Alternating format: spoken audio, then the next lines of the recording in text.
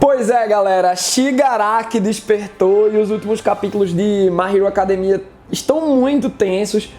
O Midoriya já se colocou em posição para enfrentar todos os destroços que estão vindo por conta da individualidade do Shigaraki, a decadência. Lembrando que ele também está com o All for One, a individualidade do All for One, que por sua vez está lá preso em Tartarus com a réplica da própria individualidade. Como é que o Midoriya vai conseguir enfrentar o Shigaraki? Parece que o segredo é não tocar no que está sendo destruído. Olha aí a habilidade de flutuação dele, hein? Então, vamos imaginar esse confronto, Midoriya e Shigaraki. Será que o Midoriya terá outras individualidades que o tornarão mais capaz ainda de enfrentar o grande vilão da obra? E que desenvolvimento de vilão, hein? Vamos debater isso e muito mais agora! Lembra de seguir o All Blue? Seguir minha pessoa no Instagram e no Twitter, também dá like nesse vídeo e se inscreve no canal para mais My Hero Academia. Lembrando que sábado agora tem a primeira leitura e no domingo teremos a análise do novo capítulo e vocês já podem conferir os spoilers lá no site do All Blue. E galera, se liga nas ofertas do dia da Amazon porque olha só os descontos. Tá praticamente de graça. Aproveita a oportunidade para completar a tua coleção. Mas vamos lá debater com vocês. Olha só, Bia Diversão mandou aqui. Capitão, acha que o poder de flutuar da Nana Shimura que o Midoriya vai aprender pode ser um diferencial na futura luta dele contra o Shigaraki? Visto que ele não estaria tocando o chão, acho que o Kohei Horikoshi colocou essa habilidade para o Deco exatamente para isso. É uma baita ideia que a Bia Diversão mandou aqui pra gente. Tipo, realmente, né? Se a grande preocupação é não tocar no que está sendo destruído, o Deco flutuando pode evitar esse toque. Eu acredito que sim, que será uma quirk determinante para ele poder enfrentar o Shigaraki. E digo mais, eu acho que ele precisa ter alguma quirk que faça bater de longe. Tipo, o Deco já tem, através da força bruta do One for All, essa pressão no ar. Eu acho que ele já pode atingir o Shigaraki. Me preocupa Black Whip, porque ele vai estabelecer um contato. Se o Shigaraki toca nos chicotes da Black Whip, pode matar o Deco. Mas eu acredito sim que, além da flutuação e além da super força do Air Force, né, do One for All, o Deco ainda vai apresentar mais individualidades. Vlogs da Pesada mandou aqui, ó.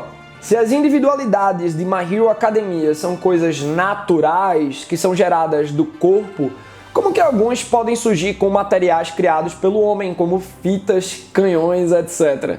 Isso tem alguma coerência ou fica apenas pela parte da fantasia mesmo? Realmente é uma dúvida pertinente, né? É uma coisa meio que do DNA, algo mais orgânico, aí vem o herói máquina de lavar, tá ligado? É muito louco. A não ser que um acidente possa ter acontecido, sei lá, um Chernobyl de My Hero Academia, e aí mesclou na evolução. Ou então o Wash, ele tem características que assim, né, a Quirk pode se manifestar até os 4 anos de idade, é uma coisa dessa, né? Então, vai que o Wash, ele já era uma criancinha que gostava muito de limpeza, e aí começou a soltar as bolinhas dele. Mas por que ele tá dentro de uma máquina de lavar? Será o uniforme de herói dele? Mas o Zero mesmo, né, tem um cotovelo de fita adesiva, né? É muito louco isso.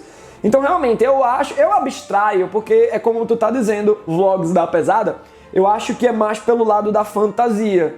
Mas, de repente, né, a evolução humana foi encontrando esse aspecto mais sintético, mais artificial e foi se mesclando também. Acredito até que por isso é um dos motivos da gente ter hoje os pontos de singularidade. Ricky-chan mandou: Capitão, tu acha que essa guerra que tá tendo agora vai ser a última da obra? Manda salve. Salve, Ricky-chan!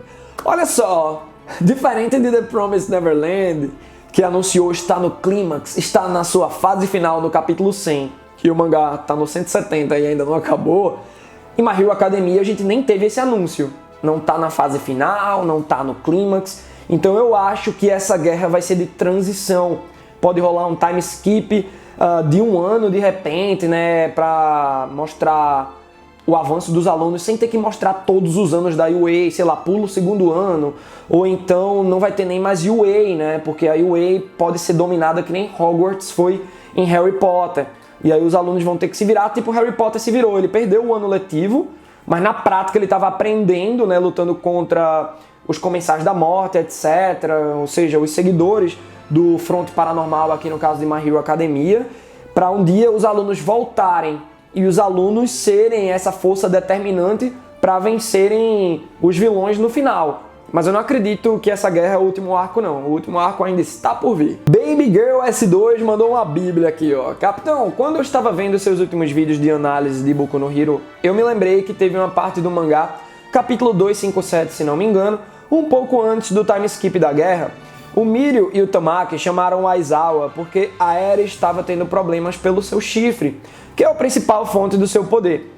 Está maior que o normal. Me lembro também que nesse mesmo capítulo, ou no capítulo seguinte, o Aizawa afirma que os treinos da Eri começam daqui a uma semana. E logo depois tem o time skip da guerra que pulou uns 4 meses. Isso me levou a pensar que existe uma possibilidade da Eri em algum momento, não necessariamente na guerra, ter algum contato físico com o Shigaraki e fazer com que ele volte ao estado antes de ter passado pelos experimentos do doutor. Eu acho que a Eri pode ter sido criada exatamente para esse momento, talvez para deixar o Shigaraki menos apelão e mais fácil de vencer. Afinal, por que o autor colocaria um personagem tão poderoso de lado? Pensando assim, ela não apenas serviu para o desenvolvimento do próprio protagonista, mas também pode ser uma esperança para que os heróis vençam. Olha só, Baby Girl, eu acho que a esperança da Eri vem mais em ela devolver a Quirk, a individualidade do Mirio. Eu não acho que o Shigaraki, num crescendo de poder, seria nerfado. Eu acho que isso poderia subverter muito as expectativas dos fãs. Eu acho que agora os heróis é que precisam se esforçar para se igualar ao Shigaraki em questão de poder. Tipo, o Shigaraki, como a gente falou anteriormente, ele tem a decadência que despertou essa evolução absurda, ainda tem o Alpha One, ele pode roubar quirks das pessoas e é um processo que, pelo que me parece, machuca o inimigo do Shigaraki, né? Então é bastante tenso. Eu acho que a Eri, ela vai trazer o Mirio de volta usando a individualidade dele, de trespassar pelos objetos, pelas paredes, pelo solo, pelo piso. E se ela tiver um contato com o Shigaraki, eu acho que pode ser algo mais dramático, do tipo, ela rebobinar a mente do Shigaraki quando ele tinha amor, de repente, para poder salvar o vilão.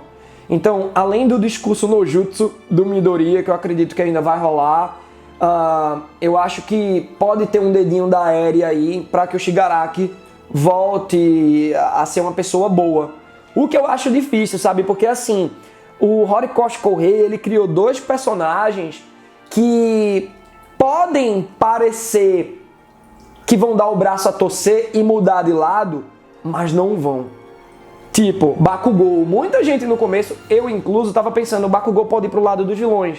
Ele tá certo que quer ser herói. Ele tem esse jeito estúpido? Tem, mas ele quer ser um herói e acabou, ele não vai ser vilão.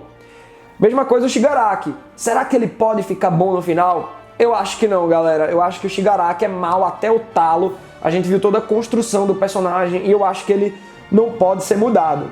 Queria que ele ficasse bonzinho, mas eu acho que não vai acontecer. A Kashia Core mandou: Matheus, você ainda acha que a Uraraka vai se tornar uma vilã? Se sim, por quê? Abraços.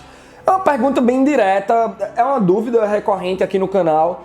Sobre a Uraraka, eu não creio que ela vai virar uma vilã, tá bom? Tipo, talvez, se o Fronte Paranormal vencer essa guerra agora e tomar conta dos aspectos políticos e da sociedade de My Hero Academia, a gente pode ver uma situação, mais uma vez pegando de Harry Potter. Vocês lembram que aquele irmão de Ron, acho que é o Percy, não tô lembrado o nome dele agora, mas ele fica do lado do governo, o governo corrupto por conta de Voldemort. Então, de repente, alguns alunos podem serem imbecis ao ponto de, não, eu vou ficar aqui com o Fronte.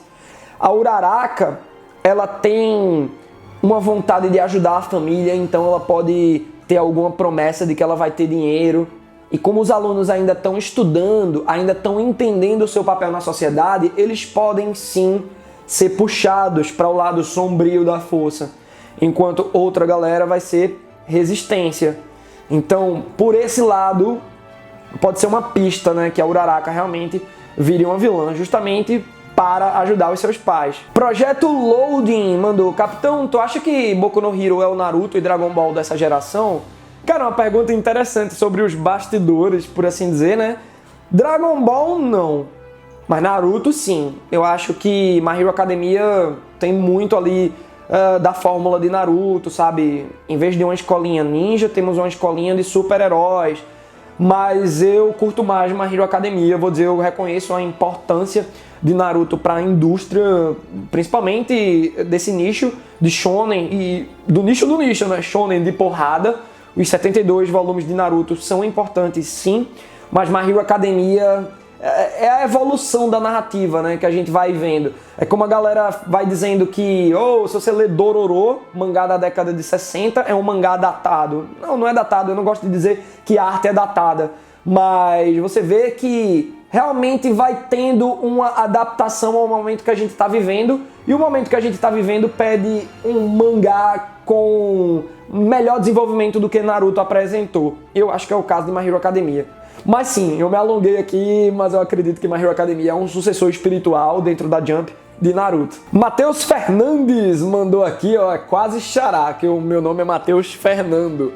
Mas vamos lá, Capitão, você acredita que poderemos ver uma espécie de evolução em combate do Mirio mesmo sem Quirk? Por exemplo, o Shinso e o Aizawa que utilizam faixas, ou o Sten e o Spinner que utilizam espadas. Gostaria de ver que, apesar de ter perdido a individualidade, ele não ficou parado e continua buscando evoluir e se reinventar. Cara, muito bonito isso que tu deseja pro Mirio, a evolução, ele se reinventar. Realmente, quando a gente chega na vida da gente que encontramos uma dificuldade, a gente vai desistir? Não, vamos por um outro caminho. Claro, o Mirio ele vai ser nerfado automaticamente porque ele não tá com aquela Quirk, que já era uma Quirk fraca, mas nas mãos dele ele conseguiu evoluir de um jeito absurdo ao ponto dele ser do Big Tree da UA. Então ele não vai ter toda aquela malemolência de estar sendo propulsionado pelo solo ou por uma parede, mas de repente ele pode usar um item para poder lutar. E aí, de repente, mesmo sem Quirk agora, a gente pode ver uma participação do Mirio nesses próximos capítulos, galera. Enquanto ele não recupera a sua Quirk, né? Agora, o que exatamente o Mirio usaria? Tem muita coisa. Só na UA tem um departamento de criação. Tem, o Deco ele usa botas, luva, tem armaduras, né? O All Might usou armadura no passado. E também tem os itens mais populares, tipo a faixa do Aizawa, aquele microfone, né? Que amplia a voz do Shinso também. Então eu acho que pro Mirio, de repente, ele poderia usar algo parecido com a armadura do All Might, algo que pudesse fazer ele lutar. Porque o Aizawa, se você ver, ele não tem uma Quirk de habilidade corporal, mas ele faz uma diferença absurda com a Quirk dele. Ao mesmo tempo, ele tem que ter habilidades que complementem a sua Quirk. A minha preocupação é essa. Será que o Mirio não pode ser chamado pra guerra porque, caso ele tenha um item, esse item precisa ser complementar a sua individualidade? Porque eu acredito que um herói sem Quirk, só com um item, não vai rolar. Padronizado mandou aqui, se você fosse listar possíveis mortes entre os heróis profissionais ou até mesmo dos alunos nesse arco da guerra contra o Fronte de Liberação Paranormal e, consequentemente, contra o Shigaraki, quem você acha que morreria? Cara, eu acharia muito pesado matar um dos alunos, por mais que esse aluno fosse um Mineta. Porque é como a Rowling falou após ela ter escrito os 7 livros de Harry Potter. Mais uma vez Harry Potter figurando aqui em My Hero Academia. Que seria muito injusto ela matar o Harry, sabe? E muitos fãs também compartilhavam desse pensamento. O Harry sofreu a infância dele inteira, sofreu a adolescência, então que bom que após o 7º livro ele pode ter uma vida feliz, finalmente. É como diz no epílogo, né? E a cicatriz nunca mais doeu. Então eu não acho que os alunos morreriam, eu acharia de uma ousadia absurda do Horikoshi Kourei, mas se é uma guerra e o momento é tão desesperador ao ponto de que alunos têm licença provisória de heróis profissionais, eles estão, os profissionais, né, de verdade, estão colocando os alunos em risco. Mas eu não acho que eles vão morrer. Dos heróis profissionais, talvez o Endeavor, mas não antes de ter alguma resolução com Toya. Então, de repente, né, o Dabi tá aí, olha só. E vários heróis já morreram, né? O Krusty, parece que a 13 também, a heroína do Buraco Negro. Mas eu acho que o Endeavor pode morrer. Ryukyu também eu acho que é um baita de um nome, assim, pra morrer. É um dragão, beleza que ela voa, ela se afasta da Quirk de Shigaraki, mas ela pode morrer de repente por outros motivos e ser mais uma heroína do top 10 a morrer. Nossa, galera, tá desesperador. Essa pergunta aí do padronizado só me deixou mais tenso. E o Matheus Fernandes Maia mandou outra bíblia, ó. Fala, capitão, tudo super? Sobre a teoria Dabi / Toya, olha aí ela, hein? Eu tenho um pensamento que dá pra ter uma melhor relação entre Dabi e Hawks. Sabemos que Hawks desde a infância é criado pelo governo para ser um super-herói, uma espécie de super-soldado ou um super-herói muito bem treinado. Mas e se não foi só com Hawks? Minha teoria é que o governo tinha um programa para criar esses super-heróis e o Toya também fazia parte. Por isso ele sabe o verdadeiro nome do Hawks e por isso ele sempre foi pé atrás com o Hawks, pois eles se conhecem desde crianças. E talvez esse programa fizesse treinos mais abusivos que os do Endeavor e até experimentos científicos para fazer com que Toya conseguisse suportar sua individualidade e em um desses experimentos resultou em sua morte, entre aspas, e usa isso como uma chance de recomeçar sua vida como Dabi. Então ele se rebela contra a sociedade por culpa de todo o abuso que sofreu e pela raiva do seu pai porque permitiu que ele participasse desse programa. O que acha? Cara, é uma boa. Eu gosto porque se o Endeavor tava querendo, né, a parte de cruzamento, ter um filho perfeito, que no caso, como ele vê o Todoroki com habilidade de fogo e gelo, nada mais pertinente perante esses pensamentos torpes do Endeavor que ele colocasse o Toya no experimento do governo como esse. Porém, tem um conflito aí no teu raciocínio. Um experimento como esse, se matou o Toya, deixaria o Hawks no mínimo traumatizado. E a gente vê que ele é tranquilão. Então eu acho que foi algo extra-governo, sabe? Realmente o Toya pode ter morrido durante a infância do Hawks, enquanto o Hawks ainda era chamado pelo seu nome. E aí depois, quando o Hawks entrou pelo governo, ele realmente apagou esse nome. E por isso que ele tá achando estranho. Para esse cara me conhecer, ele me conhece da infância. Para me conhecer da infância, só em algum incidente. E aí o Endeavor, vendo que o seu filho, o Toya, não traria aquilo que ele queria, e em outros reflexos também envolvidos ali numa situação crítica, salvou o Hawks e não salvou o filho, transformando então o Toya em Dabi. Eu acho muito legal porque, por mais que tenha essa teoria, tipo, a camada de base dela, Dabi é Toya, muitos raciocínios diferentes vêm em relação a como a gente pode ligar um personagem a outro. E eu queria muito que todos vocês debatessem tudo que foi discutido aqui nesse vídeo aí nos comentários e se liga nas promos da Amazon aí na descrição. E até a próxima!